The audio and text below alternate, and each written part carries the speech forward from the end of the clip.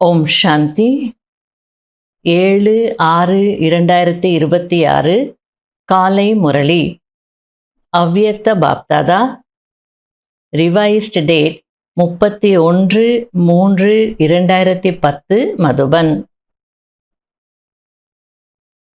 முரளியின் தலைப்பு பூர்வீகர் மற்றும் பூஜைக்குரியவர் என்ற சுய மரியாதையில் இருந்து மனதின் மூலம் அனைவரையும் பாலனை செய்யுங்கள். முழு ரிக்ஷத்திற்கும் சக்தியை கொடுங்கள். இன்று பாப்தாதா தன்னுடைய நாலாபுறங்களிலும் உள்ள பூர்வீக மற்றும் பூஜைக்குரிய ஆத்மாக்களை பார்த்து கொண்டிருக்கிறார். அதாவது மூதாதையர் மற்றும் பூஜைக்குரியவர். நீங்கள் தங்களை பூர்வீக ஆத்மாக்கள் என்று புரிந்து கொள்கிறீர்கள் தானே? பூஜைக்குரிய ஆத்மாக்களின் இருப்பிடம் எங்கே இருக்கிறது? உங்களுடைய கல்ப மரத்தை முன்னால் கொண்டு வாருங்கள். அதில் உங்களுடைய இடம் எங்கே என்று பாருங்கள். பூர்வீக ஆத்மாக்களாகிய உங்களுடைய இடம் வேரில் இருக்கிறது என்பதை அறிவீர்கள். நீங்கள் வேரிலும் இருக்கிறீர்கள், தண்டு பகுதியிலும் இருக்கிறீர்கள். வேரின் மூலமாகத்தான் முழு மரத்திற்கும் பராமரிப்பு கிடைக்கிறது. எனவே நீங்கள் இந்த முழு மரத்தின் கிளைகள் மற்றும் இலைகளை பராமரிக்கும் சக்தி கொடுக்கும் மூதாதையர் ஆவீர்கள்.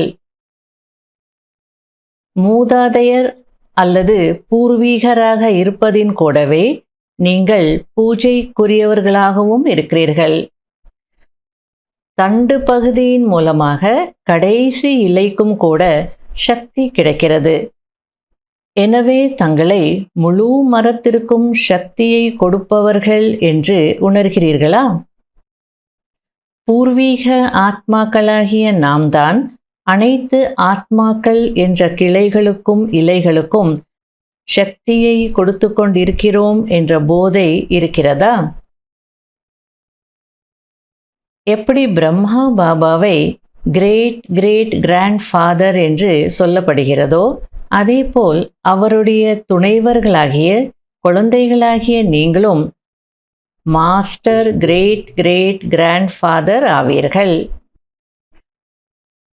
முழு மரத்தில் உள்ள ஆத்மாக்களின் ஈர்ப்பு பூர்வீக ஆத்மாக்களாகிய உங்கள் பக்கம்தான் இருக்கிறது.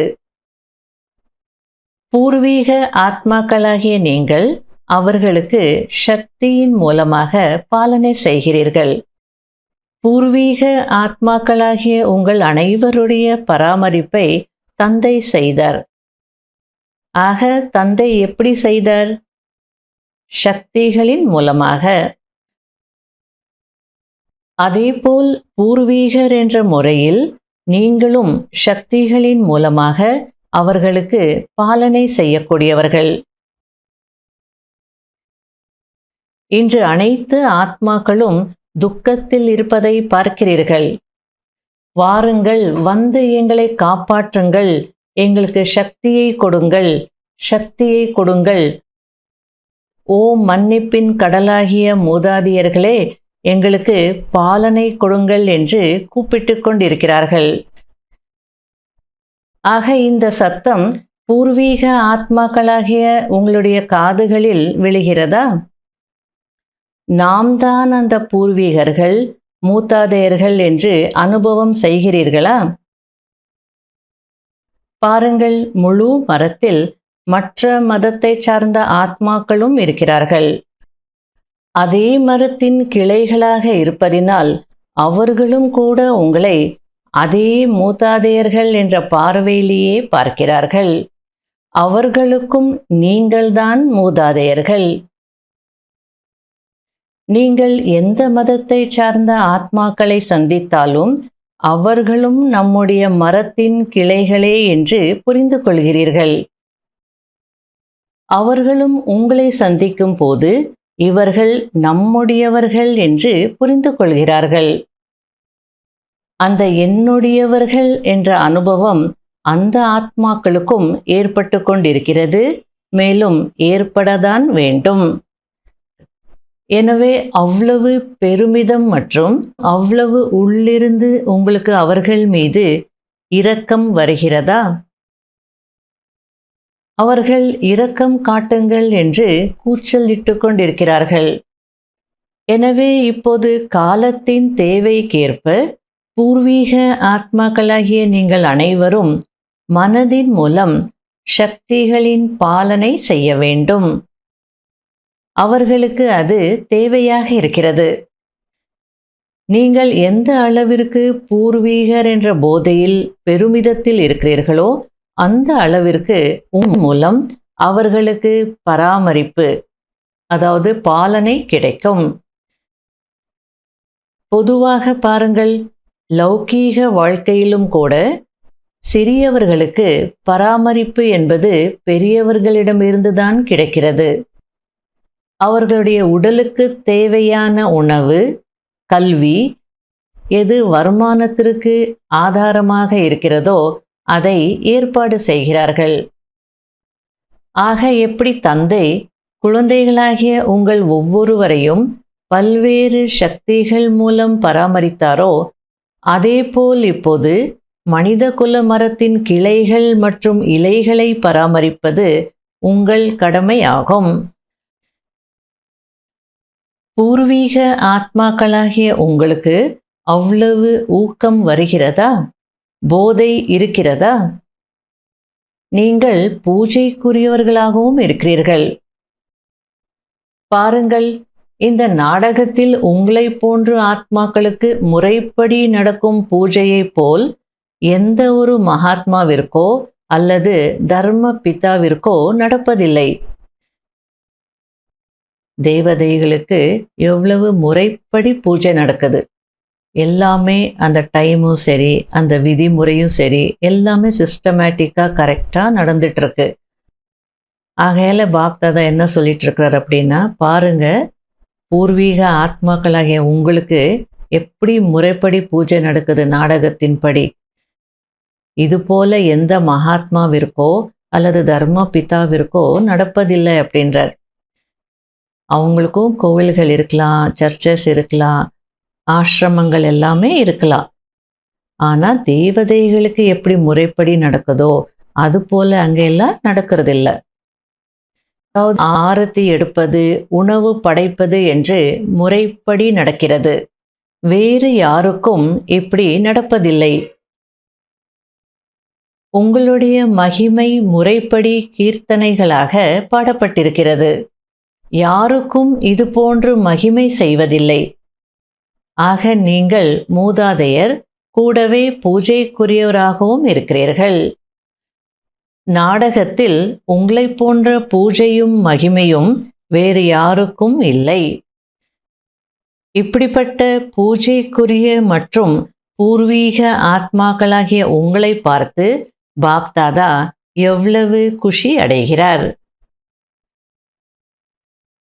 தந்தையின் இதயத்திலிருந்து மீண்டும் மீண்டும் ஆஹா, என்னுடைய மனித குல மரத்தின் பூர்வீக மற்றும் பூஜைக்குரிய ஆத்மாக்களே ஆஹா என்ற இந்த பாடல்தான் ஒலிக்கிறது.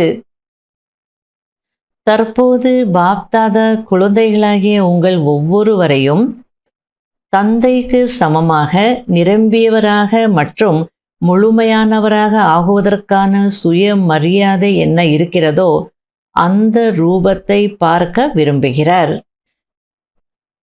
அதாவது பாப்தாதா ஒவ்வொருவரையும் எந்த ரூபத்தில் நான் பார்க்க விருப்பப்படுறேன் அப்படின்றது சொல்லிட்டு இருக்கிறார்.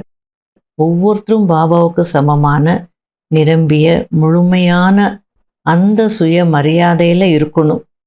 அதை தான் நான் பார்க்க விரும்புகிறேன் அப்படின்றார். அதற்காக குழந்தைகள் ஒரு விஷயத்தை நினைவில் கொள்ள வேண்டும். குழந்தைகள் அனைவரும் முயற்சி மிக நன்றாகவே செய்கிறீர்கள் என்பதை பாப்தாதா பார்த்தார். ஆனால் சதா என்ற வார்த்தையை ஒவ்வொருவரும் தங்களுடைய முயற்சியில் சேர்த்து கொள்ள வேண்டும். அதாவது அக்னாலெட்ஜ் பண்றார், நீங்க நல்ல முயற்சி செய்றீங்க, இல்லைன்னு சொல்லல. ஆனால் சதா என்ற ஒரு வார்த்தையை நீங்க சேர்த்துக்கணும். அப்படின்னா என்ன அர்த்தம்? முயற்சி செய்றீங்க. சதா ஒரே மாதிரியான முயற்சி இல்ல. ஒரு நாள் முயற்சி ரொம்ப நல்லா இருக்கு. ஒரு நாள் பார்த்தீங்கன்னா சாதாரணமா இருக்கு. ஒரு நாள் பார்த்தீங்கன்னா முயற்சி ரொம்ப டவுனா இருக்கு. ஒரு நாள் பார்த்தீங்கன்னா முயற்சியே செய்யறதில்ல. எந்த முயற்சி இல்லாத மாதிரி இருக்கு. ஆகையால சதா என்ற அந்த வார்த்தைய நீங்க ஆட் பண்ணிக்கோங்க அப்படின்றார். சதா நல்ல முயற்சி செய்யக்கூடியவர்களாக இருக்கணும். இதில் கவனம் கொடுக்க வேண்டும். பாப்தாதா உங்களை எந்த சிறந்த சுயமரியாதையில் இருக்கும் ஆத்மாக்களாக பார்க்கிறாரோ, அதுபோல் நீங்களும் உங்களை அந்த சுயமரியாதையில் இருப்பவராக நினைக்கிறீர்களா? என்று பாப்தாதா கேட்கிறார். ஆகையால இந்த பயிற்சி நீங்க செய்யணும். இந்த முயற்சி செய்யணும்னு சொல்லிட்டு இருக்கிறார். அதாவது ஒவ்வொரு அவ்வியக்த முரளிலையும் நான் குழந்தைகளை எந்த சுயமரியாதையில பார்க்க விருப்பப்படுறேன் அப்படின்றது பாபா வந்து சொல்றாரு இல்லையா? ஆகையால பாபா என்னை எந்த பார்வையில பார்க்குறாரோ, அதே பார்வையில நானும் என்னை பார்க்கணும் அப்படின்ற அந்த ஒரு பிராக்டிஸ் நீங்க செய்யணும். அதை செய்யணும்னா முதல்ல உங்களுக்கு அந்த அளவுக்கு தன் மீது நிச்சயம் இருக்கணும். பாபா இப்படி சொல்றாரு அப்படின்னா, உண்மையிலும் நான் அதுவாக தான் இருக்கிறேன். ஏத்துக்கணும். அப்போதான் முயற்சி செய்து அந்த நிலையில இருக்க முடியும். பாபா சொல்றார், நாம எங்க அப்படி இருக்கிறோம் அப்படின்னா முடியவே முடியாது. பரமாத்மா சொல்றார் அப்படின்னா கண்டிப்பா ஆல்ரெடி அதை நான் செய்திருக்கிறேன். அந்த நிலையில இருந்திருக்கிற போன கல்பத்துல, இந்த கல்பத்திலையும் நான் தான் வெற்றியாளன் ஆகப் போறேன் அப்படின்னா முடியும். பாபா என்னவோ வெற்றியாளன் ஆகுங்கன்னு சொல்றார். ஆனால் இந்த மாயையை ஜெயிக்கிறது என்ன அவ்வளோ ஈஸியா? அப்படிலாம் நினைக்க கூடாது. நான் மாயாஜி, மாவை வென்றவன்.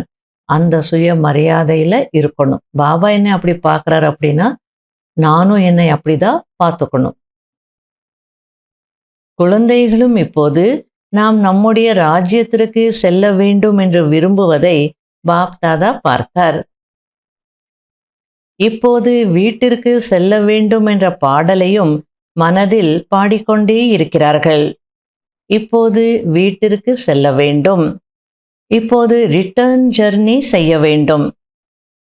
அதற்காக முழு நேரமும் உங்களை ஏதாவது ஒரு சேவையில் பிஸியாக வைத்துக் கொள்ளுங்கள் என்று பாப்தாதா ஏற்கனவே கூறியிருக்கிறார். இப்போது குழந்தைகளிடம் சேவையில் ஊக்கமும் உற்சாகமும் இப்போதும் குழந்தைகளிடம் இருப்பதை பாப்தாதா பார்த்தார். சேவையை பற்றிய நல்ல நல்ல செய்திகளையும் பாப்தாதா கேட்கிறார்.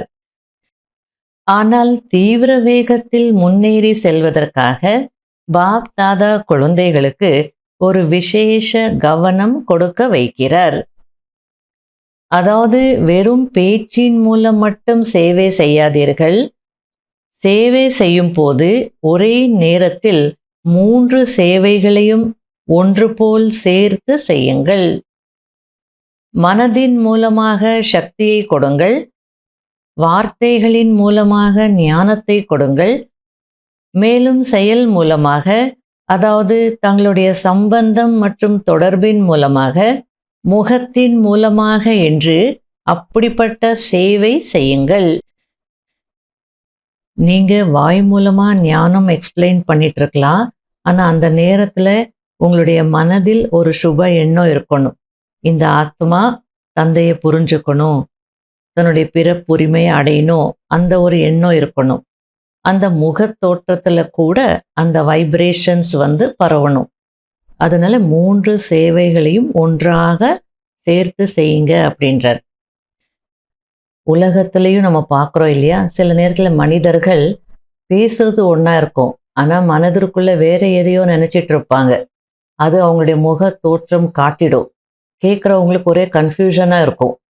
இல்லை அவங்க பேசுறத நம்ப மாட்டாங்க. சாதாரணமாக இது நிறைய இடங்கள்ல நடக்குது. நமக்கு ஏதோ அவசரம் இருக்கும், வேலைக்கு போகணும், அந்த நேரத்தில் யாரோ வருவாங்க. அப்போ அவங்கள வாங்க வாங்கன்னு தான் கூப்பிடுவாங்க.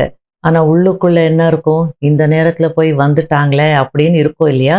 அப்போ அந்த வைப்ரேஷன் எல்லாம் அவங்களுக்கு ரீச் ஆகும், முக தோற்றம் காட்டிடும். ஆகையால பாபா வந்து நம்ம அப்படிலாம் வேண்டா வெறுப்பெல்லாம் செய்யறதில்ல. இருந்தாலும் நீங்க அவங்களுக்கு ஞானம் கொடுக்குறீங்கன்னா அந்த நிலையில நீங்க இருக்கணும். உங்க முகத்திலையும் அந்த அதே பாவம் இருக்கணும். உங்க மனதிலும் இருக்கணும்.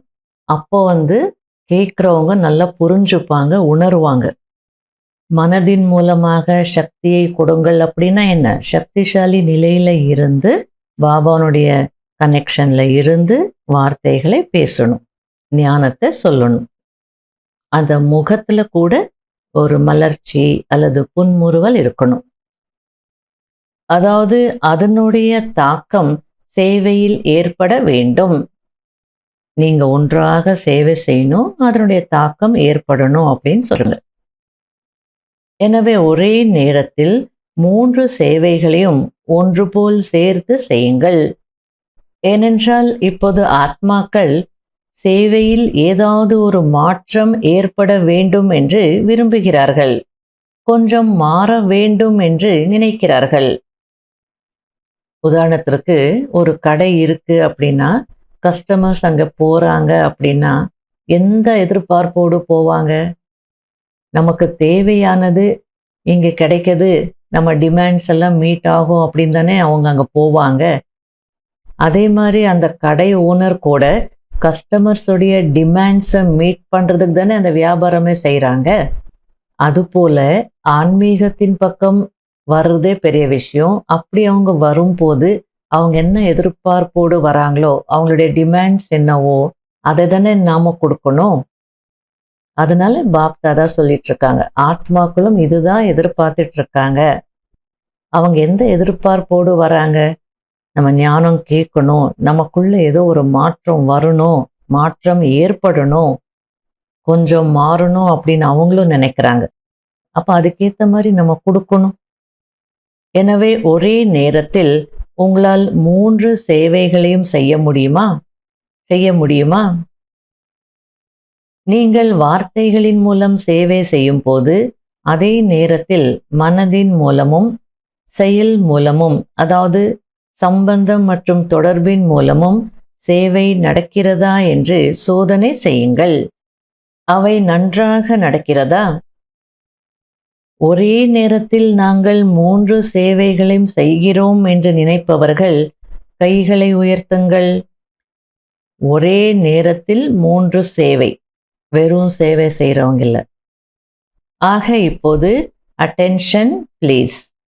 தயவு செய்து கவனம் கொடுங்கள், அவ்வப்போது அல்ல. என்ன நடக்கிறது என்றால், சேவையையோ செய்கிறீர்கள், ஆனால் சேவையின் கூடவே உங்களுக்குள்ளும் உங்களுடைய சேவை துணைவர்களுக்குள்ளும் திருப்தி இருக்க வேண்டும். அதாவது நீங்க சேவை செய்றீங்க, ஆனா உங்களுக்குள்ள திருப்தி இருக்கா? அதே நேரத்தில் உங்க கூட யார் இருக்காங்களோ அவங்களுக்குள்ளேயும் அந்த திருப்தி இருக்கா? இதை நீங்க பார்த்துக்கோங்க அப்படின்றார். ஏனென்றால் சேவையின் பலன் திருப்தி மற்றும் குஷி. ஆகல சேவை செய்கிறீங்கன்னா நீங்களும் திருப்தியாக இருக்கணும், குஷியாக இருக்கணும். உங்கள் கூட இருக்கிறவங்களும் திருப்தியாகவும் குஷியாகவும் இருக்கணும். உதாரணத்திற்கு உங்களுக்கு சேவைக்கான ஒரு வாய்ப்பு கிடைக்குதுன்னு வச்சுக்கோங்க. நீங்கள் அதை கொஞ்சம் அகங்காரமாக எனக்கே கிடைச்சிருக்கு அப்படின்னு நீங்கள் சேவை செய்தீங்கன்னா கூட இருக்கிறவங்களுக்கு ஒன்றும் குஷி ஏற்படாது. ஆனால் அதே நேரத்தில் பணிவாக இருந்து அவங்கக்கிட்ட நீங்கள் பேசி, எனக்கு இந்த மாதிரி வாய்ப்பு கிடைச்சிருக்கு, நீங்கள் எல்லாருமே சுபபாவனை வையுங்க அப்படின்னு அவங்கக்கிட்டே அன்பாக இருந்தீங்க அப்படின்னா, நான் தான் கிரேட் அப்படின்னு நினைக்காம அவங்களுடைய சுபபாவனையும் நீங்கள் அடைஞ்சீங்க அப்படின்னா, அவங்களுக்கு சொல்லிட்டு செய்தீங்க அப்படின்னா, அப்போ அவங்களுக்கும் எப்படி இருக்கும்? திருப்தியாக இருக்கும், குஷி இருக்கும். இது ஒரு விதமான ரிசல்ட். இன்னும் சில நேரங்களில் சேவை நீங்கள் செய்கிறீங்க, எல்லாருக்கும் நீங்கள் செய்கிற சேவை பிடிக்கும். ஆனால் அந்த சேவை பர்ஃபெக்டாக இருக்கணும்னு சொல்லிட்டு எல்லாரையும் டிஸ்டர்ப் பண்ணிட்டோம் அப்படின்னா, அப்போ அவங்க திருப்தி அடைகிறதில்ல. அதனால யாரெல்லாம் நிமித்தமாக இருக்காங்களோ சேவைக்கு, அவங்களும் திருப்தியாக இருக்கணும், குஷியாக இருக்கணும். அந்த டீம் யார் செய்கிறாங்களோ அவங்களும் திருப்தியாக இருக்கணும், குஷியாக இருக்கணும். இப்படியும் நம்ம இதை எடுத்துக்கலாம். எனவே சோதனை செய்யுங்கள். சேவை செய்கிறீர்கள், ஆனால் சேவையின் குஷி எப்போது கிடைக்கும் என்றால், ஒன்று நீங்கள், இரண்டாவது உங்கள் சேவையின் துணைவர்கள், மேலும் மூன்றாவது சூழ்நிலை, அதாவது வாயுமண்டலம். அனைத்தும் திருப்தியான அதிர்வலைகளுடன் இருக்க வேண்டும். உங்களுக்குள்ளேயும் திருப்தியின் வைப்ரேஷன்ஸ், சேவையின் துணைவர்களுக்குள்ளேயும் திருப்தியின் வைப்ரேஷன்ஸ், வாயுமண்டலத்திலையும் அந்த திருப்தியின் வைப்ரேஷன்ஸ் இருக்கணும் அப்படின்னு சொல்லிட்டு இருக்கிறார். அப்போ அதுதான் உண்மையான சேவை. சேவையின் வெற்றிக்கான 3 விஷயங்கள் விசேஷமாக சொல்லப்பட்டிருந்தது. அவை நினைவிருக்கும். முதல் விஷயம், சேவை என்பதின் அர்த்தம் நிமித்த பாவம். இரண்டாவது பணிவு பாவனை. மூன்றாவது நிர்மலமான வாணி, அதாவது மாசற்ற பேச்சு. அதாவது ஒரு சேவையின் வெற்றிக்கு விசேஷமாக 3 விஷயங்களை நான் ஆல்ரெடி சொல்லியிருந்தேன். அதை நினைவிருக்கும்னு நினைக்கிறேன். முதல் விஷயம், சேவை செய்கிறோம் அப்படின்னா நிமித்த பாவம் இருக்கணும். அதாவது நோக்கம் எப்படி இருக்கணும்? நல்ல நோக்கம் இருக்கணும். இந்த சேவை பாப்தாதா எது? செய்விக்கிறவர் பாப்தாதா, நான் ஒரு கருவிதான், நான் நிமித்தம்தான். இந்த பாவத்தில் நம்ம சேவை செய்யணும். ரெண்டாவது பணிவு பாவனை. அந்த பணிவின் உணர்வு இல்லை அப்படின்னா, அங்கே அகங்காரம் இருந்தது அப்படின்னா, சூக்ஷ்மத்தில் கூட இருந்ததுன்னா அந்த சேவையில் வெற்றி கிடைக்காது. மூன்றாவது வார்த்தைகள் எப்படி இருக்கணும்? நிர்மலமான வார்த்தைகள். நம்ம பேசும்போது அதில் மாசற்ற பேச்சாக இருக்கணும். உள்ள ஒன்று வெளியில் ஒன்று, இல்லை ஷோ பண்ணுறது, இல்லை தாக்குற மாதிரி பேசுறது, இல்லை அவங்களுக்குள்ள ஏதாவது வீக்னஸ் இருக்குன்னா அதை ஹைலைட் பண்ணுறது, நாசூக்கா, இந்த மாதிரி எல்லாம் கூட இருக்கக்கூடாது. தெளிவான வார்த்தைகள். ஆக பாவம், பாவனை மற்றும் சுபாவம், நோக்கம், உள்ளுணர்வுகள், சுபாவம் எல்லாமே நல்லா இருக்கணும். சேவையின் கூடவே இவை அனைத்தும் இருந்தது என்றால் நீங்களும் திருப்தியாக இருப்பீர்கள், கூட இருப்பவர்களும் திருப்தியாக இருப்பார்கள். மேலும் யாருக்கு சேவை செய்கிறீர்களோ அவர்களும் முன்னேறி செல்வார்கள். நிமித்த பாவம் உடையவர்கள் தந்தையுடன் உறவை ஏற்படுத்துவார்கள். அதாவது நிமித்த பாவம் இருந்தது அப்படின்னா, எந்த ஆத்மாக்களுக்கு நீங்க சேவை செய்றீங்களோ அவங்கள பாபாவோடு கனெக்ட் பண்ணுவீங்க. சிலரெல்லாம் சேவை செய்வாங்க, நல்லா தான் செய்வாங்க, ஆனால் அவங்க கனெக்ஷனில் வச்சுருப்பாங்க. அப்போ ஒரு மனித ஆத்மா எவ்வளோ பிராப்தி கொடுக்க முடியும்? லிமிட்டெட் தானே. ஆகையால் எல்லையற்ற தந்தையோடு அவங்களுக்கு கனெக்ஷன் ஏற்படணும். ஆகையால் பாபாவுடைய கனெக்ஷனில், பாபாவுடைய அந்த சம்பந்தத்தில் கொண்டு வருவாங்க. ஒருவேளை நிமித்த பாவம் இல்லை என்றால் அவ்வளவு தந்தைக்கு அருகில் கொண்டு வர மாட்டார்கள். ஆகையால் எப்போது சேவை செய்தாலும் பாவம், பாவனை மற்றும் சுபாவம் சரியாக இருந்ததா என்று சோதனை செய்யுங்கள். தற்போது பாப்தாதா இன்னும் ஒரு முக்கியமான விஷயத்தை கவனித்தார்.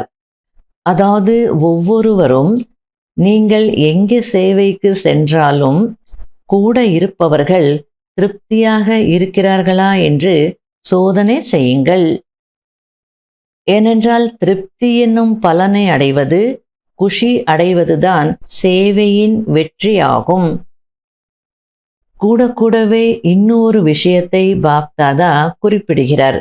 அதாவது போகும் போதும் வரும் போதும், குழுவில் இருக்கும் போதும், அதாவது யாராவது ஒருவரின் துணை சேவையில் இருக்கத்தான் செய்கிறது. எனவே ஒருவரை ஒருவர் ஆத்ம ரூபத்தில் பாருங்கள். அதாவது நீங்க தனியாவா போய் சேவை செய்றீங்க? சேவை அப்படின்னா யாராவது ஒருத்தராவது உங்க கூட இருப்பாங்க இல்லையா?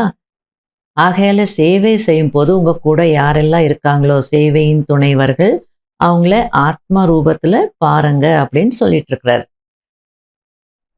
ஆத்ம ரூபத்தில் பார்க்கிறீர்கள், பயிற்சியும் செய்கிறீர்கள். ஆனால் ஆத்மாவாக பார்க்கும்போது ஆத்மாவின் உண்மையான சம்ஸ்காரங்களுடன் பார்க்கிறீர்களா? அல்லது கலப்பட சம்ஸ்காரங்கள் என்ன இருக்கிறதோ அதுவும் தெரிகிறதா? அதாவது ஆத்மாவாக பார்க்கிறீங்க, அதுல சந்தேகம் இல்லை.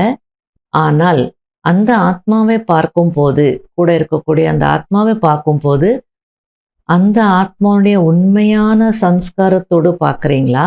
அல்லது கலப்பட சம்ஸ்காரம் என்ன இருக்கோ, இடையிடையில என்னென்ன சம்ஸ்காரங்கள் வந்து மிக்ஸா இருக்கோ அந்த மிக்ஸ் சம்ஸ்காரத்தை பார்க்குறீங்களா? அது தெரியுதா? இதை நீங்க செக் பண்ணிக்கோங்க அப்படின்றார். ஆத்மாவை பார்க்க வேண்டும், இதில் பாஸ். ஆனால் எந்த சம்ஸ்காரத்துடன் பார்க்கிறீர்கள்? ஆத்மாவின் உண்மையான சம்ஸ்காரங்களுடன் தொடர்பில் வருகிறீர்களா? அல்லது தற்போதைய சம்ஸ்காரங்களும் முன்னால் வருகிறதா? எவ்வளவு அழகா புரிய வச்சிட்டு இருக்கிறார். ஆத்மாவை பாருங்க அப்படின்னா ஆத்மாவை பார்க்குறீங்க, இதுல பாஸ், நோ டவுட். ஆனால் அந்த ஆத்மாவை எப்படி பார்க்குறீங்க? உண்மையான சம்ஸ்காரங்களோடு பார்க்குறீங்களா? அதாவது அந்த ஆத்மாவுடைய அநாதி ஆதி ஸ்வரூபம், ஒரிஜினல் ஸ்வரூபத்தை பார்க்குறீங்களா? அந்த சம்ஸ்காரங்களுடன் தொடர்பில் வர்றீங்களா? அல்லது தற்போதைய சம்ஸ்காரங்களும் முன்னால் வருதா? எனவே தந்தை கூறுகிறார், இன்றிலிருந்து யாரை வேண்டுமானாலும் ஆத்ம ரூபத்தில் பாருங்கள். ஆனால் ஆத்மாவின் உண்மையான சம்ஸ்காரங்கள் என்னவோ அந்த ரூபத்தில் பாருங்கள். அப்போது உங்களுக்குள் எப்போதாவது ஏற்படும் மனஸ்தாபங்கள் ஏற்படாது. இப்போது ஆத்ம ரூபத்தில் பார்க்கிறீர்கள், ஆனால் கூடவே தற்போதைய சம்ஸ்காரங்களும் முன்னால் வந்து விடுகிறது. ஆகையால் உள்ளுக்குள் என்ன ஒரு முழுமையான நிலை இருக்க வேண்டுமோ அதில் இடைவெளி ஏற்பட்டு விடுகிறது. அதாவது சேவையின் துணைவர்களோடு டிஸ்டன்ஸ் இருக்கக்கூடாது, இடைவெளி இருக்கக்கூடாது. ஸ்நேகம், அன்பு, மரியாதை இதெல்லாம் இருக்கணும். ஆனால் அது எப்போ இருக்கும்? அந்த ஆத்மாவை அந்த உண்மையான சம்ஸ்காரங்களோடு பார்க்கும் போது இருக்கும். ஆனால் தற்போதைய சம்ஸ்காரங்கள் முன்னால் வரும்போது கண்டிப்பா அங்க டிஸ்டன்ஸ் வந்துடுது. அந்த முழுமையான நிலை என்ன இருக்கணுமோ நமக்கு அது இருக்கிறதில்ல. எனவே உண்மையான சம்ஸ்காரமுடைய ஆத்மாவாக பாருங்கள். அப்படின்னா அந்த ஆத்மாவுடைய உண்மையான ஒரிஜினல் சம்ஸ்காரம், அனாதி சம்ஸ்காரம், ஆதி சம்ஸ்காரம், அந்த சம்ஸ்காரத்துல பாருங்க. வீட்டில் இருக்கும்போது இந்த ஆத்மா எவ்வளோ பியூர் ஆத்மாவாக இருந்தது, தேவாத்மாவாக இருக்கும்போது எவ்வளோ பியூரிட்டி இருந்தது, எவ்வளோ சத்தோ பிரதானமாக இருந்தது. அதனால அந்த ஆதி அனாதி ரூபத்தை பாருங்க அப்படின்றார். அப்போது தற்போது குழுவில் என்ன தடங்கள் ஏற்படுகிறதோ அந்த தடங்கள் முடிந்து போய்விடும்.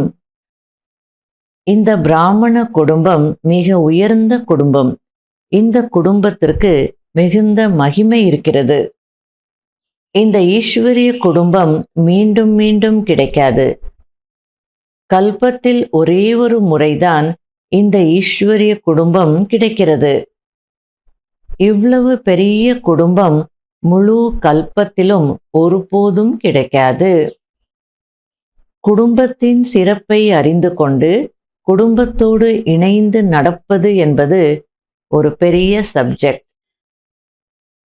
முன்பே சொல்லப்பட்டது போல இந்த ஞானத்தின் அஸ்திவாரம் என்பது நம்பிக்கை ஆகும். இந்த நம்பிக்கையில் 4 விஷயங்கள் இருக்கிறது. தந்தை மீது நம்பிக்கை, கூடவே இந்த தாதா அதாவது பிரம்மாவும் இருக்கிறார், அதாவது பாப் தாதாவின் மீது நம்பிக்கை. அதன் கூடவே ஞானத்தின் மீது, நாடகத்தின் மீது, மற்றும் குடும்பத்தின் மீது என்று இவை அனைத்திலும் நம்பிக்கை இருக்க வேண்டும். பாப்தாதா மீது நம்பிக்கை இருக்கும், அதுல சந்தேகம் இல்லை. பாப்தாதா கொடுக்குற ஞானத்தின் மீதும் நம்பிக்கை இருக்கும். ஆனா சில நேரங்கள்ல நாடகத்தின் மீது நம்பிக்கை வராது. டிராமால ஏன் இப்படியெல்லாம் நடக்குது எனக்கு அப்படின்ற ஒரு சந்தேகம் வந்துடும். அதே போல குடும்பத்தின் மீது கூட நம்பிக்கை குறைஞ்சிடுது. இவங்க பகவானுடைய குழந்தைகள், தெய்வீக குடும்பம், இப்படி இருந்துகிட்டு ஏன் இப்படி செய்யறாங்க, ஞானத்துல இருந்து கொண்டே ஏன் இப்படி செய்யறாங்க, எப்படி இவங்களெல்லாம் நான் ஈஸ்வரிய குடும்பம் அப்படின்னு ஏத்துக்க முடியும் அப்படின்ற மாதிரி ஒரு சந்தேகம் வரும். உண்மையிலும் இவங்கெல்லாம் ஞானிகளா, பாபாவின் குழந்தைகளா அப்படின்னு தோணும். இப்படியெல்லாம் டஃப்பான ஒரு எக்ஸாம் பாஸ் பண்ணாதானே தேவதை ஆக முடியும். அதற்காக பயப்பட வேண்டியதில்லை. பாபா அதுக்கு என்ன சொல்லிட்டு இருக்கிறார் அப்படின்னா, எனவே நிச்சய புத்தி இருந்தால் சகஜ முயற்சியாளராகி விடுவீர்கள். அந்த நிச்சயம் இல்லை அப்படின்னா முயற்சி தடைப்படுது. சகஜ முயற்சியாளராக ஆக முடியாது. எப்படி பாப்தாதாவின் மீது நிச்சயம் இருக்கிறதோ அதேபோல் குடும்பத்தின் மீதும் நிச்சயம் அவசியமாக இருக்கிறது. உதாரணத்திற்கு, நீங்கள் எதையாவது பேக் செய்யும் போது என்ன செய்வீர்கள்? ஒரு பக்கம் சரியாக கட்டவில்லை என்றாலும் உள்ளே இருப்பது அசையும். அதாவது ஏதாவது பேக் பண்ணும்போது 4 பக்கம் டைட்டாக நீங்கள் கட்டினாதான் உள்ளே நீங்கள் எந்த பொருள் வச்சுருக்கீங்களோ அது அந்த நிலையிலேயே இருக்கும். 3 பக்கம் நல்லா பண்ணிட்டு ஒரு பக்கம் லூஸாக இருந்ததுன்னா கண்டிப்பாக உள்ளே இருக்கிற விஷயங்கள் ஆடிட்டு இருக்கும், உடையிறதுக்கும் வாய்ப்பு இருக்கு. அதுபோலவே தந்தை, ஞானம், ஞானத்திலும் நாடகம் மற்றும் குடும்பம் ஆகிய 4லும் நம்பிக்கை வலுவாக இல்லை என்றால் தடைகள் வரும். பிறகு தடைகளை கடந்து செல்வதற்கு கவனம் கொடுக்க வேண்டி இருக்கும். ஆகையால் குடும்பத்தை அறிந்து கொள்வது, குடும்பத்தின் மீது அன்பு இருப்பது, ஒருவரையொருவர் புரிந்து கொள்வது என்பது மிகவும் அவசியம்.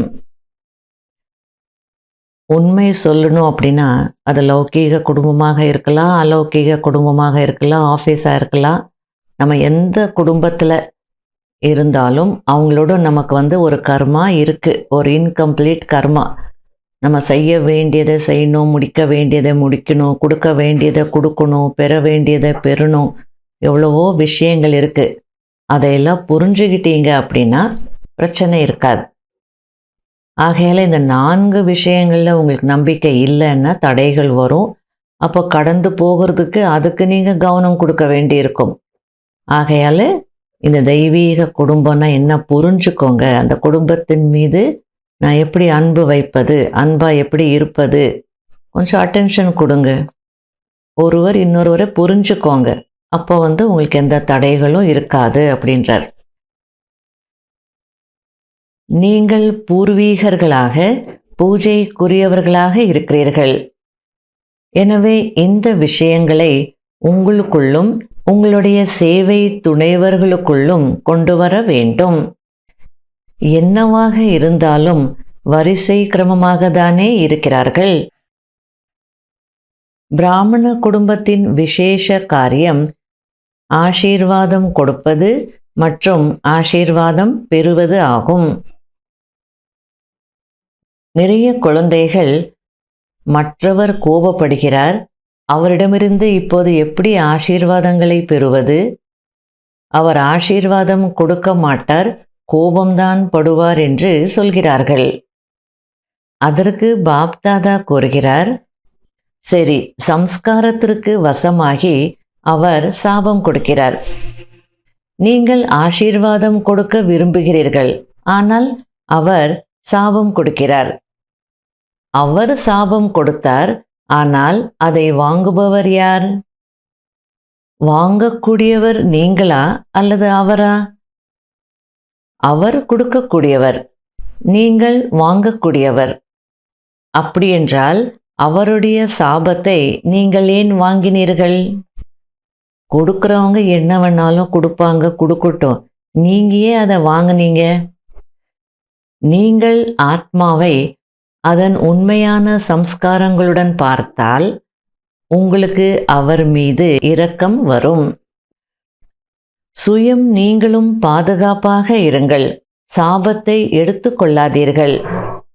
எடுக்கக்கூடியவர்கள் நீங்கள்தானே. கொடுக்கவும் வேண்டாம், எடுக்கவும் வேண்டாம். பாப்தாதா இன்று அனைத்து குழந்தைகளுக்கும் ஒரு ஹோம்வொர்க் கொடுக்கிறார். எப்போதும் அனைவரையும் ஆத்ம ரூபத்தில் பாருங்கள். அவர்களை தற்போதைய சம்ஸ்காரங்களின் ரூபத்தில் பார்க்காதீர்கள். ஆத்மா என்று சொல்லும்போது அந்த ஆத்மாவின் உண்மையான சம்ஸ்காரங்கள் என்னவோ அந்த உண்மையான சம்ஸ்காரங்களின் ரூபத்தில் சம்பந்தத்தில் வாருங்கள். அதே பார்வையுடன் பாருங்கள். இல்லையென்றால் தடைகள் ஏற்படுகிறது. என்ன தடைகள் ஏற்படுகிறதோ அதன் காரணமாக உங்களுடைய முயற்சியில் வேகம் வருவதில்லை. ஆக இப்போது உங்களுடைய உள்ளுணர்வு மாறினால், பார்வை மாறினால் விஷயங்கள் முடிந்து போய்விடும். அதாவது உங்களுடைய பார்வை, உங்களுடைய உள்ளுணர்வு மாறிடுத்துன்னா எந்த பிரச்சனையும் இருக்காது, எல்லாமே முடிந்து போயிடும் அப்படின்றார். யாருடைய எந்த விஷயத்தை பார்த்தாலும் பாப்தாதா ஏற்கனவே கூறியது போல் பிராமண குடும்பத்தின் ஒவ்வொருவரின் கடமை சுபபாவனை மற்றும் சுப விருப்பங்கள் கொடுப்பது மற்றும் சுபபாவனை சுப விருப்பங்களை பெறுவதாகும். அந்த சம்ஸ்காரத்துடன் பாருங்கள் மற்றும் செயல்படுங்கள். இன்னொரு விஷயத்தையும் கூறுகிறோம். ஏற்கனவே கூறியது போல சில நேரங்களில் குழுவில் பிறருடைய குறைகளை பார்ப்பது, பிறர் பற்றி சிந்திப்பது மற்றும் பிறருடைய கருத்துகளால் ஈர்க்கப்படுவது போன்றவை நடக்கிறது. அதாவது பிறருடைய குறைகளை பார்ப்பது, பிறர் பற்றி சிந்திப்பது, அவங்களுடைய நெகட்டிவ் விஷயங்களெல்லாம் சிந்திப்பது, பிறர் சொல்கிற மாதிரி செய்கிறது, அவங்க வழியை ஃபாலோ பண்ணுறது, ஈர்க்கப்படுவது, இதெல்லாம் இப்போ நடந்துட்டுருக்கு. இப்போது இந்த மூன்றையும் துண்டித்துவிட்டு ஒரு பிறர் என்ற விஷயத்தில் இருங்கள். அதாவது பிறருக்கு உபகாரம் செய்வது, பரோபகாரியாக இருங்கள். பிராமணர்களின் இயல்பான சுபாவமே பிறருக்கு உபகாரம் செய்வதுதான். பிறருடைய குறைகளை பார்ப்பதை விட்டுவிடுங்கள். அதாவது ஹிந்தியில் ரைமிங்காக இருக்கு. பரதர்ஷன், பரச்சிந்தன், பரமத், இது மூன்றையும் விட்டுட்டு பரோபகாரி ஆகுங்க அப்படின்றார். இந்த மூன்றும் மிகுந்த நஷ்டத்தை ஏற்படுத்துகிறது. எனவே பிராமண ஆத்மாவாகிய என்னுடைய சுயமரியாதை பிறருக்கு உபகாரம் செய்வது என்பதை சதா நினைவில் கொள்ளுங்கள். ஆக அடுத்த சீசனில் பாப்தாதா ஒவ்வொரு குழந்தையிடமும் இந்த மாற்றத்தை காண விரும்புகிறார். இது சாத்தியமா? எல்லாரும் ஓகேன்னு சொல்லியிருக்காங்க. அதற்கு பாப்தாதா வாழ்த்துக்களை தெரிவிக்கிறார். ஒருவருக்கொருவர் கவனம் கொடுக்க வையுங்கள். என்ன செய்ய வேண்டும்? தினமும் இரவு தூங்குவதற்கு முன்பு பாப்தாதாவிற்கு குட் நைட் சொல்வதற்கு முன்பாக உங்களுடைய முழு நாளின் சார்ட்டை சமர்ப்பியுங்கள். நல்லது செய்தீர்கள் அல்லது கெட்டது செய்தீர்கள், எது செய்திருந்தாலும் தந்தையிடம் அந்த சார்ட்டை கொடுத்துவிட்டு உங்களுடைய புத்தியை காலி செய்துவிட்டு குட் நைட் சொல்லிவிட்டு தந்தையின் நினைவிலேயே தூங்கி விடுங்கள். அப்போது உங்கள் உறக்கம் மிகவும் நன்றாக இருக்கும். முதலில் உங்களுடைய புத்தியை காலி செய்யுங்கள். புத்தியில் எந்த விஷயத்தையும் வைத்து கொள்ளாதீர்கள். தந்தையிடம் உங்களுடைய சார்ட்டை உண்மையான உள்ளத்துடன் சமர்ப்பித்து விட்டால் நீங்கள் தர்மராஜபுரிக்கு செல்ல வேண்டிய அவசியம் இருக்காது. உண்மையான உள்ளம் உடையவர்களிடம் இறைவன் திருப்தி அடைவர். ஆக ஹோம்வொர்க் கிடைத்துவிட்டது. ஒன்று, உங்கள் பூர்வீக மற்றும் பூஜைக்குரிய ரூபத்தின் மூலம் போகும்போதும் வரும்போதும் சேவை செய்ய முடியும். பாப்தாதா பார்த்தார், ஜானகிதாதி தன்னுடைய உடல்நிலை சரியில்லாத போதும் கராச்சியின் சேவையில் ஆத்மாக்களுக்கு விசேஷமாக மனதின் மூலம் சக்திகளை கொடுத்தார். நிமித்தமாக யார் இருந்தாலும் இவர் அதை நடைமுறைப்படுத்தி காட்டினார். அங்குள்ள ஆத்மாக்களுக்கு சக்தி கிடைத்தது. மேலும் அவர்கள் உற்சாகத்துடன் முன்னேறி வருகிறார்கள். பாப்தாதா ஒரு நடைமுறை உதாரணத்தை பார்த்தார். எனவே நீங்கள் அனைவரும் கூட இதை செய்ய முடியும். துக்கத்தில் இருப்பவர்களுக்கும் கூச்சலிடுபவர்களுக்கும் மகிழ்ச்சியின் அலையை கொண்டு சேர்க்க முடியும்.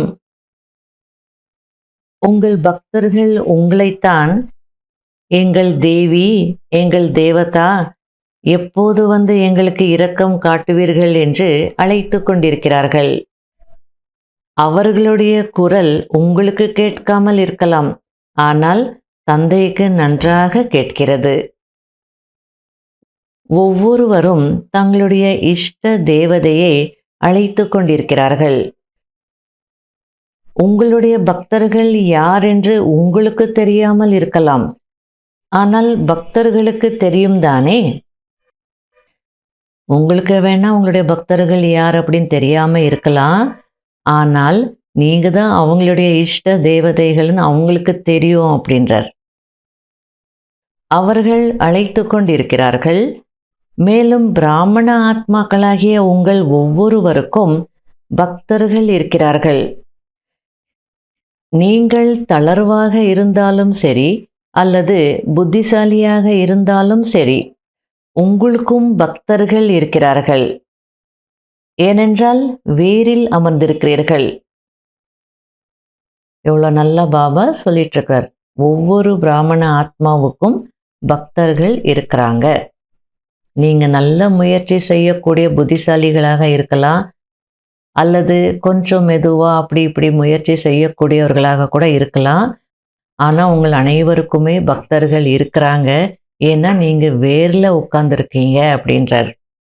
ஆகையால் உங்களுடையது கொடுக்கக்கூடிய பார்ட். ஒன்றும் செய்ய முடியாது, நீங்க வேர்ல உட்கார்ந்துருக்கிறீங்க. ஆகையில உங்க பார்ட் என்ன, உங்க பாகம் என்ன, கொடுக்கக்கூடிய பாகம்தான், கொடுத்தே ஆகணும். எனவே இப்போது மனசா சேவையை அதிகரியுங்கள். இதில் நீங்கள் எவ்வளவு பிஸியாக இருக்கிறீர்களோ அவ்வளவு தடையற்றவர்களாக இருப்பீர்கள். இதை உங்களால் செய்ய முடியும் தானே. மனசா சேவை செய்வது உங்களுக்கு தெரியும் தானே. இதை முறைப்படி செய்கிறீர்களா அல்லது சில நேரங்களில் மட்டும் செய்கிறீர்களா? ஒருவேளை சில நேரங்களில் மட்டும் செய்து கொண்டிருந்தால் அதை தொடர்ந்து செய்யுங்கள். குறைவாக செய்து கொண்டிருந்தால் அதை அதிகரியுங்கள். அதாவது செய்துட்டு இருக்கிற அப்படின்னு இருக்காதீங்க, தொடர்ந்து செய்கிறீங்களா பார்த்துக்கோங்க. அவ்வப்போது செய்யக்கூடியவர்கள் அப்படின்னா தொடர்ந்து செய்யணும். இல்லை நான் தொடர்ந்து செய்கிறேன் ஆனால் குறைவாக செய்கிறேன்னா அதை அதிகரிக்கணும். ஏனென்றால் முழு கல்பத்தின் ஆதாரம் இப்போதைய சேவையின் பலனாகும். அதாவது முழு கல்பமும் நீங்கள் நல்லா இருக்கணும்னா அதுக்கு ஆதாரம் இப்போ சங்கம யுகத்தில் நீங்கள் செய்கிற சேவை தான், அல்லது அந்த சேவையினுடைய பலன்தான். ஆகையில எவ்வளோ நீங்கள் சேவை செய்கிறீங்களோ அந்த பலனை அடைகிறீங்களோ அவ்வளவு முழு கல்பமும் நல்லா இருப்பீங்க. நீங்கள் பூஜாரியாக ஆனாலும் சரி அல்லது ராஜ்ய அதிகாரியாக ஆனாலும் சரி, இரண்டிற்கும் ஆதாரம் இப்போதைய சேவை, இப்போதைய நிலை, இப்போதைய பேச்சு மற்றும் இப்போதைய சம்பந்தம் மற்றும் தொடர்புதான். எனவே இப்போது நீங்கள் எவ்வளவு சதவிகிதம் இருக்கிறீர்களோ அதை இன்னும் அதிகரிக்க வேண்டும் என்று பாப் தாதா விரும்புகிறார். பாப் தாதா எப்போதும் கூறுவது போல, செய்ய வேண்டும் என்றால் இப்போதே செய்யுங்கள், வேறு எப்போதாவது என்பது வேண்டாம். போஸ்ட்போன் பண்ணிட்டு இருக்காதீங்க, அப்புறமா செய்யலாம், இந்த பிரச்சனை முடியிட்டு செய்யலாம், இந்த நோய் குணமாகட்டும் செய்யலாம், இந்த மாதிரி போஸ்ட்போன் பண்ணாதீங்க. செய்யணும் அப்படி நினச்சிட்டிங்களா, உடனே செய்ய ஆரம்பிச்சிடுங்க. பாப் தாதாவிற்கு பிறகு என்ற சாக்குப்போக்கு பாடலை கேட்பதில் விருப்பமில்லை. இப்போதே செய்வோம் என்ற பாடல்தான் அவருக்கு பிடித்திருக்கிறது. உடனடி தானம் மகா புண்ணியம். ஆக இப்போது என்ன செய்ய வேண்டும் என்று புரிந்து கொண்டீர்கள் தானே? நல்லது. நாலாபுறங்களிலும் உள்ள குழந்தைகளை பார்த்து பாப் தாதா மகிழ்ச்சி அடைகிறார். ஏனென்றால் பாப் தாதா குழந்தைகள் இல்லாமல் தான் தனியாக எதையும் செய்ய விரும்புவதில்லை. ஆகையால் ஒவ்வொரு நாளும் தீவிர முயற்சி செய்யும் குழந்தைகளே, இனிமையான குழந்தைகளே, அன்பான குழந்தைகளே, இப்போது புறப்படுங்கள் என்று குழந்தைகளை அழைத்து கொண்டே இருக்கிறார். நல்லது. நாலாபுறங்களிலும் உள்ள குழந்தைகளை பார்த்து அவர்கள் நேரடியாக எதிரில் அமர்ந்திருந்தாலும் அல்லது எங்கே அமர்ந்திருந்தாலும் சரி, அவர்கள் அனைவருக்கும் தந்தை நினைவில் இருக்கிறார். மேலும் தந்தைக்கும் யாரெல்லாம் நினைவில் இருக்கிறார்கள்? நாலாபுறங்களிலும் உள்ள குழந்தைகள் நினைவில் இருக்கிறார்கள். ஏனென்றால் ஒவ்வொரு குழந்தையும் தந்தைக்கு சமமாக ஆகியே தீர வேண்டும் என்பது தந்தையின் ஆசை. ஒவ்வொரு குழந்தையிடமும் தந்தை ஆசை வைத்திருக்கிறார். அப்போ யோசிக்க தோணும், அப்போ எல்லாரும் பாப் சமான் ஆகிறது அப்படின்னா எல்லாரும் அந்த நாராயண பதவிக்கு போயிட மாட்டாங்க, அல்லது எல்லாரும் லக்ஷ்மி ஆயிட மாட்டாங்க. யார் யார் எந்த நிலையோ அந்த நிலையில அவங்க சம்பூர்ணமாகணும். குழந்தைகள் வரிசை கிரமமாக இருக்கிறார்கள் என்பது தந்தைக்கு தெரியும். இருந்தாலும் அந்த நம்பர் அனுசாரம் கூட நிரம்பியவராக ஆக வேண்டும் அல்லவா? அதாவது பாபா என்ன சொல்ல வர்றார் அப்படின்னா, சின்ன கப்பா இருந்தாலோ டம்ளரா இருந்தாலோ ஒரு பெரிய பாத்திரமா இருந்தாலோ பெரிய அண்டாவா இருந்தாலோ எல்லாரும் ஃபுல் ஆகணும். வரிசை கிரமம் தான், ஆனால் அந்த நம்பர் படி டம்ளராக இருந்தாலும் டம்ளர் ஃபுல் ஆகணும், பெரிய அண்டாவாக இருந்தாலும் அந்த அண்டாவும் நிரம்பணும். அந்த அர்த்தத்தில் சொல்லிட்டு இருக்கிறார். ஒவ்வொருவருடைய முயற்சியை பார்க்கும் போது, என்னென்ன செய்து கொண்டிருக்கிறார்கள் என்று பார்க்கும் போது தந்தைக்கு மிகுந்த அன்பு வருகிறது. அதாவது அன்பு இருக்கா அப்படின்னா மெஜாரிட்டி இதில் பாஸு. ஆனால் பிரச்சனைகள் வரும்போது என்னை மறந்துடுறீங்க, அப்போ உழைக்க வேண்டி இருக்கு, அப்போ நீங்கள் உழைக்கிறத பார்க்க முடியாதுன்றார். ஏன் என்னை மறக்கிறீங்க, ஏன் உழைக்கிறீங்க, அதுக்கு பதிலாக அன்பில் மூழ்கி இருக்கலாம் தானே அப்படின்னு சொல்லிட்டு இருக்கிறார். நாலாபுறங்களிலும் உள்ள குழந்தைகள் பாப் தாதாவின் பல கோடி மடங்கு அன்பையும் இதயபூர்வமான ஆசீர்வாதங்களையும் ஸ்வீகாரம் செய்யுங்கள். எஜமானர் குழந்தைகளாகிய உங்கள் அனைவருக்கும் தந்தை லட்சம் லட்சம் மடங்கு வாழ்த்துக்களை கொடுத்து கொண்டிருக்கிறார். பறந்து கொண்டே செல்லுங்கள், மற்றவர்களையும் பறக்க வையுங்கள். நல்லது. வரதானம். சுயஸ்திதியின் மூலமாக அனைத்து சூழ்நிலைகளையும் கடந்து செல்லக்கூடிய நிராகாரி மற்றும் அலங்காரி ஆகுங்கள். நிராகார நிலையில் இருக்கக்கூடியவர், அலங்கரிக்கப்பட்டவர் ஆகுங்கள். யார் அலங்காரியாக இருக்கிறார்களோ அவர்கள் ஒருபோதும் அகங்காரியாக இருக்க முடியாது. நிராகாரியாக அலங்காரியாக இருப்பது இதுதான் மன்மனாபவ மற்றும் மத்யாஜி பவ. எப்பொழுது இந்த சுயஸ்திதியில் சதா நிலைத்திருப்பீர்களோ அப்பொழுது அனைத்து பிரச்சனைகளையும் சகஜமாக கடந்து சென்று விடுவீர்கள். இதன் மூலம் அநேக பழைய சுபாவங்கள் முடிந்து போய்விடும். சுயத்தில் ஆத்மாவின் பாவத்தை பார்ப்பதினால் பாவ சுபாவத்தினுடைய விஷயங்கள் முடிந்து போய்விடும். அதாவது ஹிந்தில ஸ்வபாவன்ற வார்த்தையை பாபா புரிய வச்சிட்டு இருக்கிறார். ஸ்வபாவ் அப்படின்னா சுயத்தின் பாவம், ஸ்வபாவ். அப்போ ஆத்மாவுடைய இந்த ஒரிஜினல் பாவத்தை பார்க்கும்போது மோதல்கள் பிரச்சனைகள் இருக்காது. அந்த சுபாவத்தினால் தானே மோதல்கள் வரும், அது முடிஞ்சிடும். மேலும் எதிர்கொள்வதற்கான அனைத்து சக்திகளும் தானாகவே வந்துவிடும். ஸ்லோகன்: சங்கல்பத்தின் ஒரு அடி உங்களுடையது என்றால் உதவியின் 1000 அடிகள் தந்தையினுடையதாக இருக்கும். அவ்யக்த சமிகை: யார் தன்னுடைய அல்லது மற்றவர்களுடைய கடந்த காலத்தை பார்க்காமல் ஒரு நொடியில் ஃபுல் ஸ்டாப் வைக்கிறார்களோ அவர்கள்தான் சரளத்தன்மை கொண்டவர்கள். அப்படிப்பட்டவர்களின் கண்கள், முகம் மற்றும் நடத்தையில் இனிமை மற்றும் மகிழ்ச்சி வெளிப்படையாக தெரியும். இப்படிப்பட்ட சரளத்தன்மை நிலையில் இருப்பவர்கள் மற்றவர்களையும் சரளத்தன்மை உடையவர்களாக மாற்றி விடுவார்கள். நம்முடைய நேச்சர் ஈஸி நேச்சராக இருந்ததுன்னா மற்றவங்களையும் அது போல மாற்ற முடியும் அப்படின்னு சொல்றார். சரளத்தன்மை என்றால் எந்த விஷயத்தை கேட்டீர்களோ, பார்த்தீர்களோ அல்லது செய்தீர்களோ அதில் சாரயுக்தர்களாக இருந்து சாராம்சத்தை மட்டும் எடுத்துக்கொள்வதாகும். நம்ம பார்வை எப்போவுமே சாராம்சத்தில் இருக்கணும். நிறைய பேசிட்டு இருப்பாங்க, டக்குன்னு நம்ம எதற்காக இவங்க பேசுகிறாங்க அதை நம்ம கண்டுபிடிக்கணும், அதை மட்டும் எடுத்துக்கணும். மற்ற விஷயங்கள் கேட்கக்கூடாது. பார்க்கறதும் சரி, கர்மமும் சரி. ஈஸி நேச்சர் இருந்தால்தான் இப்படியெல்லாம் செய்ய முடியும்.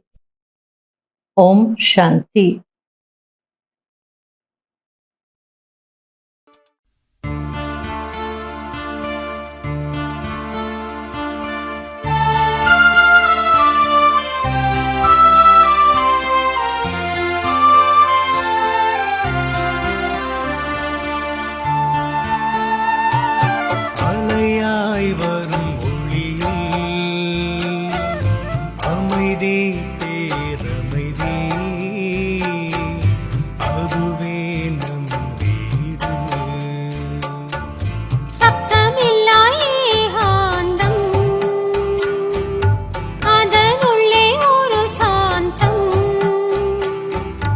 அதுதானே சாந்தி தாமம், ஆத்மாவின் பரந்தாமம். வாருங்கள் சென்றிடுவோம் புது உலகம் காண. அலையாய் வரும் ஒளியில் அமைதி பேரமைதி, அதுவே நம் வீடு.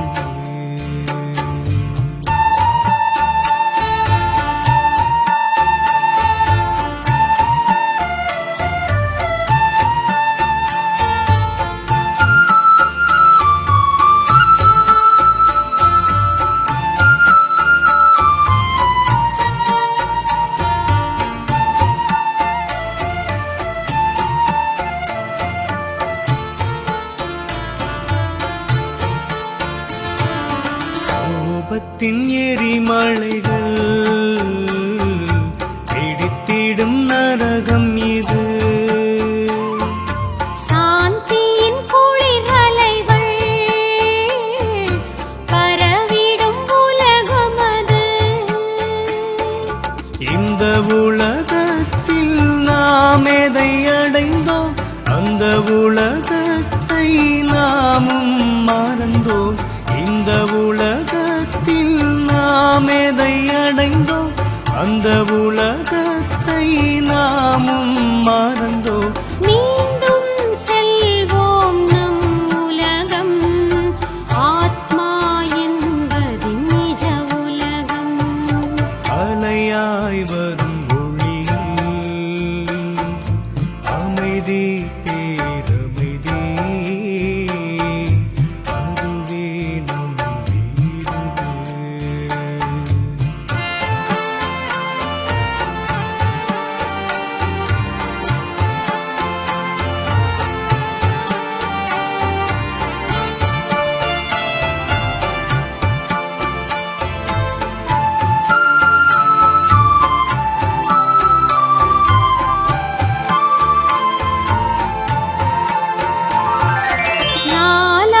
நாலாபுறங்களிலும் துன்பத்தின் அலைகள் மிகும். கலியுக கடைசீது போகத்தை வென்றிடுவோம். ஒரு சுகமான உலகம் நமக்கு இருக்கும் போது கவலைகள் எதற்கு? ஒரு சுகமான உலகம் நமக்கு இருக்கும் போது கவலைகள் எதற்கு? ஆயத்தமாகுங்கள் வீடு செல்ல, இதுவே இறுதி நேரம் செல்ல. அலையாய் வரும் ஒளியில் அமைதி பேரமைதி, அதுவே நம் வீடு. சத்தம் இல்லா ஏகாந்தம், அதனுள்ளே ஒரு சாந்தம், அதுதானே சாந்தி தாமம், ஆத்மாவின் பரந்தாமம். வாருங்கள் சென்றிடுவோம் புது உலகம் காண. அலையாய் வரும்